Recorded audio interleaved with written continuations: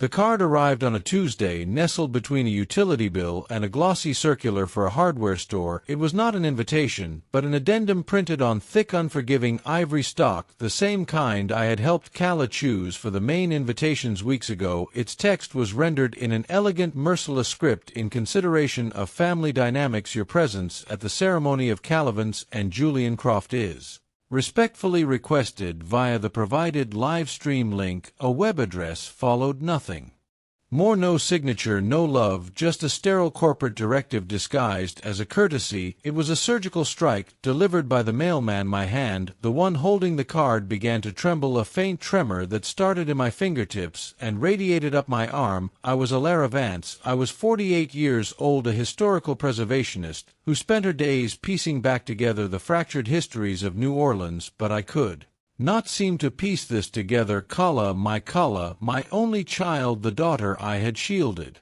from the world's cruelties after her father Damien vanished into the city's humid ether like a phantom. I had worked not 3 jobs, but a relentless string of them, waitressing in the Quarter until my feet swelled, cataloging dusty archives in the Garden District, giving architectural tours under the punishing Louisiana sun. Every dollar earned was a brick in the wall I built around her, a fortress to protect her future, to nurture her dreams of becoming an artist, while my own ambitions were carefully packed away in cedar chests like old linens. And for this to be relegated to a screen, a spectator at the life I had single-handedly funded, the silence of my small Creole cottage, usually a comforting embrace, now felt suffocating. On the cypress table, lovingly restored by my own hands, sat the wedding binder. Its pages were a testament to my devotion, the venue a historic courtyard dripping with wisteria and secrets. I had secured the deposit, the dress a cascade of lace, and hope was paid in full. The jazz band, the caterer famous for their shrimp and grits, the florist who promised cascades of magnolias and gardenias, all of it filtered through me, paid for by me. The sting in my chest wasn't just pain, it was a white-hot bewilderment. I didn't cry, tears felt like a surrender. Instead, a cold resolve began to crystallize in my veins. This was not the act of my daughter alone. I recognized the subtle, venomous artistry of her father, a man who could charm a snake and then sell it your own wallet. I picked up the phone, my fingers hovering over Calla's contact, then stopping. No, an electronic dismissal deserved an electronic response. My response, however, would be far from silent. One by one, I dialed the numbers from the Binder Cafe. Amelie Catering. Hi, this is Alara Vance, regarding the Croft Vance wedding. Yes, I need to cancel the service. A pause. Ma'am, the wedding is 3 days away. We've already procured the ingredients. I understand, I said, my voice unervingly calm, but the primary benefactor is no longer attending, therefore the funds are no longer available. Click. Next the florist, then the band, the string quartet for the ceremony, the photographer whose artistic eye Calla had adored. With each call a piece of my dignity returned. It was not revenge, it was a lesson in foundations. You cannot build a beautiful house on rotten pilings. You cannot host a celebration of love when you have just amputated its most loyal practitioner. That night my phone was a black silent rectangle on the bedside table. I ate a simple dinner of red beans and rice, read a chapter of a book on Gothic Revival architecture, and fell into a dreamless sleep. The storm broke at dawn. When I switched my phone on, it convulsed in my hand, a frantic shrieking thing. 59 missed calls from Calla, 3 voicemails from her fiancé Julian, each more panicked than the last. I didn't listen. I let the notifications pile up like unread indictments. For 22 years I had answered her every call, soothed her every fear. For once she could experience the unnerving chill of silence. The quiet of my sanctuary held until 9 a.m. A sharp, insistent knock rattled the old cypress door. I ignored it. A second volley, louder, angrier, peeking through the antique lace curtains. I saw him, Julian. He stood on my porch, his bespoke suit looking rumpled, his usually placid face a mask of agitation. Opened the door a crack. Alara, he began, words tumbling out. Thank God Calla is she's beside herself. We have to talk. My voice was placid, a calm sea over a Dangerous Reef is my daughter with you. He shifted his weight. No, she's at the venue, or what's left of it. The caterer is gone. The florist says the order was cancelled. The band won't even answer our calls. It's a catastrophe. I raised a single eyebrow. Why? He looked at me, utterly stunned by the question. Why? Because you cancelled everything. Do you have any idea what this is going to cost us to fix now? I pulled the door open wider, stepping fully into the frame. My calm was a weapon he hadn't anticipated.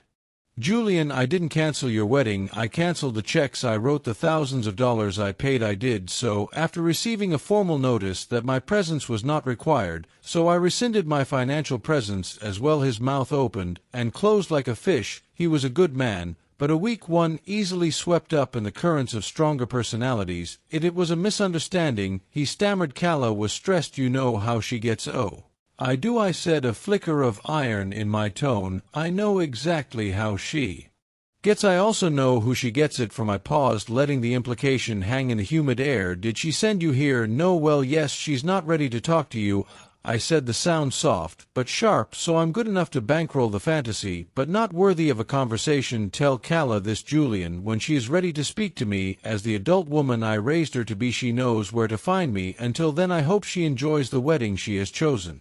I closed the door, the definitive click echoing in the sudden silence. My heart hammered against my ribs, a frantic drummer in the concert hall of my chest. But for the first time in 2 decades, it was not a rhythm of fear, it was the beat of a war drum. By evening the digital siege had escalated. 87 missed calls, a barrage of frantic texts. I ignored them all, finding solace in the tangible soil of my garden, pruning my overgrown jasmine vine. But I knew the quiet was a temporary truce. Just as dusk began to bleed purple and orange across the sky, a sleek black SUV, ostentatiously out of place on my quiet street, screeched into my driveway. Calla erupted from it, a storm in a designer dress. She hammered on the door.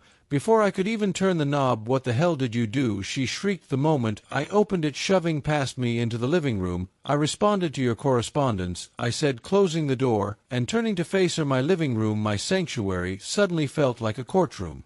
You're ruining everything. Everything is gone. What are people going to think tomorrow? Perhaps, I said, my voice barely a whisper. They'll think, where's her mother? She froze, the words hitting her like a physical blow. The anger in her face began to crumble, replaced by a flicker of something else. Guilt. Tears welled in her eyes. I didn't mean for you to feel uninvited, humiliated, erased. I supplied the words. She couldn't find you. Asked for a perfect day, Calla, and I was giving it to you. All I asked for in return was to be there, and you, or whoever's whispering in your ear, told me to stay home.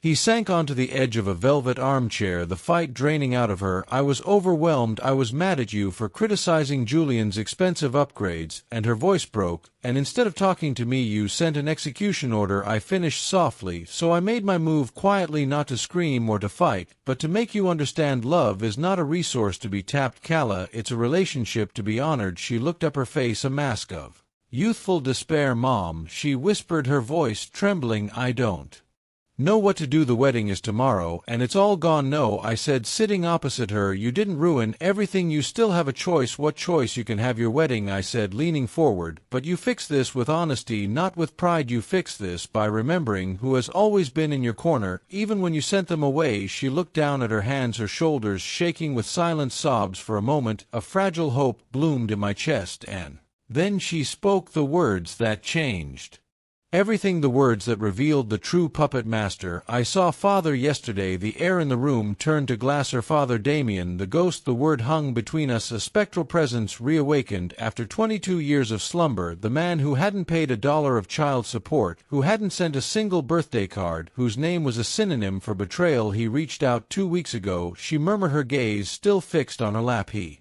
said, he's changed, Mom. He wants to walk me down the aisle. He said it would be too stressful for you both to be there.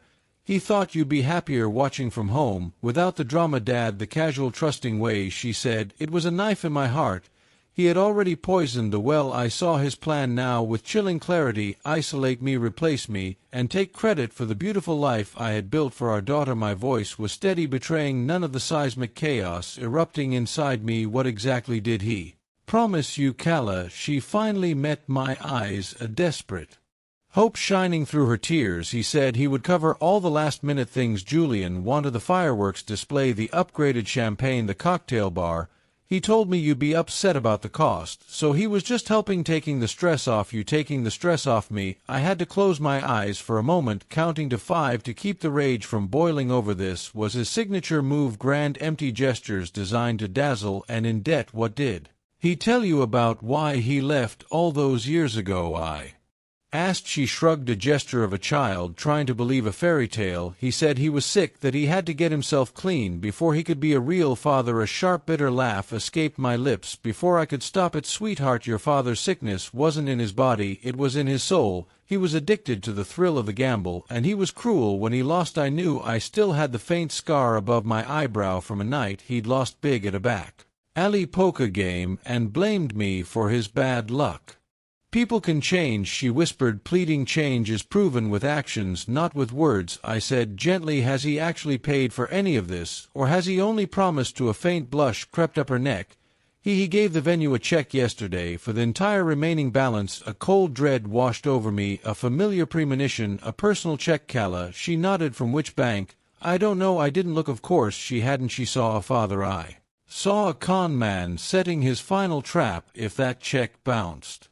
After I had already withdrawn my own funds, the entire event would implode, humiliating her in front of hundreds of people. Mom, I am so sorry for the email, she sobbed, the dam of her composure finally breaking. I was panicking about the budget, and then he just showed up like an answer to a prayer. He said he would handle everything. I know, I said, kneeling in front of her and taking her trembling hands, and now we will handle it together, but first we verify that check right now. Her eyes widened. Will you come with me? The drive to the downtown bank branch was a blur of streetlights and rising panic. The teller took a copy of Damien's check and disappeared into the back. The minutes stretched into an eternity. Finally, a stern-faced branch manager emerged, his expression grim. Miss Vance, he said, his voice devoid of emotion, the account associated with this check was closed 6 months ago due to excessive overdrafts. Calla's legs gave out. I caught her, guiding her to a bench. The truth was a physical blow knocking the air from her lungs. He lied, she whispered, her face a canvas of horror.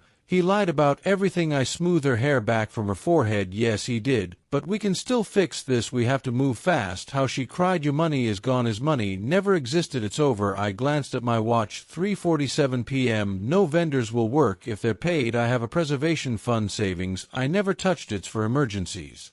This qualifies. She stared at me, astonished. After what I did? You would still, because I love you more than my pride, I said simply, but there is a condition. You will call every single vendor, you will apologize, and then you will call your father, and you will set a boundary, tell him he can attend as a guest, but nothing more. The performance is over. For the next hour my car became a war room. With trembling hands Calla made the calls. This is Calla Vance. I am so sorry, there was a payment issue. Yes, a significant one, but the funds are being wired now. Can you still deliver one by one with penalty fees attached? The wedding was resurrected. My preservation fund, my life savings, bled out with every wire transfer. At 5:12 p.m. the last confirmation came through. Calla leaned back, exhausted but relieved. Now the last call, I said softly. She dialed Damien's number. It rang twice before his booming, false, jovial voice filled the car speakers. Princess, getting ready for the big day. Calla's voice was steel. Dad, I went to the bank. The check bounced. A beat of silence, then a sputtered laugh. Impossible, a clerical error. I'm sure it's not a mistake, she said, her voice gaining strength. You lied. Mom is the one who just saved this wedding. His tone turned to ice. Your mother, of course. She's already turned you against me. No, Calla said, a tear tracing a path down her cheek. She protected me. You're welcome to attend tomorrow. But that's all. No drama. He was silent for a long moment. When he spoke again, his voice was a low growl. I see, I'll be there, but this isn't over. He hung up as we pulled away from the bank. Calla's phone lit up with a text from him. A preview flashed on the screen. If your mother wants a show, the whole city will be watching. My blood ran cold. He wasn't bluffing. Trouble didn't just follow Damien, it was his business partner. The rehearsal dinner was a tense affair. Damien arrived late, striding into the venue's courtyard like a conquering hero, a smirk playing on his lips. He moved through the crowd, his gaze locking onto me. Well, he boomed loud. Enough for everyone to hear the heroic ex-wife trying to erase the past. Gasps rippled through the guests. Calla froze. I met his gaze across the room, my spine a rod of steel. You wrote a bad check, Damien. That's not the past, that's fraud. He laughed, a harsh, ugly sound, a temporary cash flow problem. But I'll make it right tonight. I'll cover everything cash on one condition. He raised his glass. Alara apologizes right here for poisoning our daughter against me. The room was silent. I felt 100 pairs of eyes on me. I walked to the center of the courtyard, my voice ringing with clarity. No, just then the venue manager stepped forward holding a clipboard. Actually, Mr. Walker, your bounce check voided your contract unless a new deposit of $20,000 is posted tonight. The event is cancelled effective at midnight. Damien's grin was wolfish. He knew I had already drained my savings. He had me trapped, times ticking. Alara, and then a calm, crisp voice cut through the tension. Perhaps I can be of assistance. A man in a perfectly tailored charcoal suit stepped out of the shadows. He was a stranger to me, but the silver crest on his lapel was unmistakable, the emblem of Greystone Private Banking and Institution, so exclusive it was practically mythical. Mr. Sterling, the venue manager, breathed shocked. Mr. Sterling smiled politely. Alara Vance and I have never met, but my firm was the benefactor for the Britannia Theatre Preservation Project. She led last year. Her integrity is well documented. He opened a sleek briefcase, revealing a cashier's check.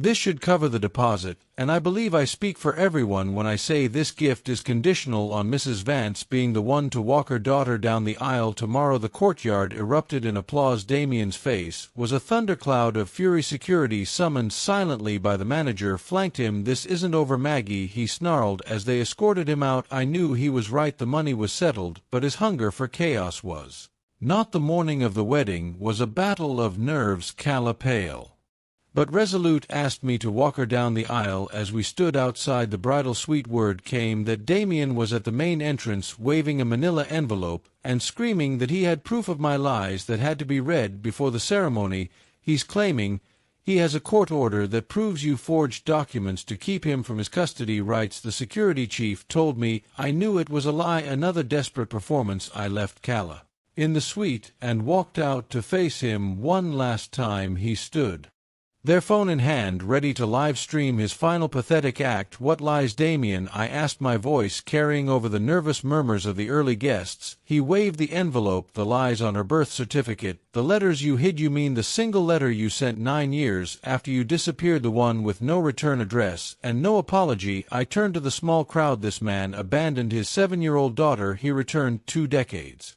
later with a fake check and a storm of threats. Now he wants to ruin her wedding day because she chose dignity over his drama. A murmur of support went through the crowd. Brett appeared at my side. Just then a police cruiser called by the venue pulled up, faced with actual authority. Damien's bravado finally shattered. He spat one last impotent threat and fled. An officer took the envelope. Minutes later he returned. It's empty, ma'am, just blank paper. Of course it was. His power was never in proof, only in the fear he could create. When the music started, I took Calla's arm. Together we walked down the aisle, past the faces of those who had witnessed the fight, and into the light at the altar. She squeezed my hand and whispered, "Thank you, Mom." At the reception, Calla took the microphone. Her voice was clear and strong. I once asked the woman who gave me everything not to come today. She came anyway, and she didn't just save the wedding, she saved me. To every child, don't wait for a disaster to see who is truly in your corner. She raised her glass to me, and the entire room rose with her. Later, as Brett and I shared a dance, I watched Calla laughing, her face radiant. All the missed calls, the threats, the empty envelopes, they had all been noise. The love was the signal, quiet and true. As the newlyweds drove off into the night under a shower of confetti, I stood on the steps until their tail lights disappeared. Back in my quiet cottage, the silence was no longer lonely, it was peaceful. I opened my journal and wrote a single line before turning out the light. Some things are not meant to be restored, they are meant to be replaced by something stronger, built on solid ground. And for the first time in a long, long time, I slept without listening for the sound of a coming storm.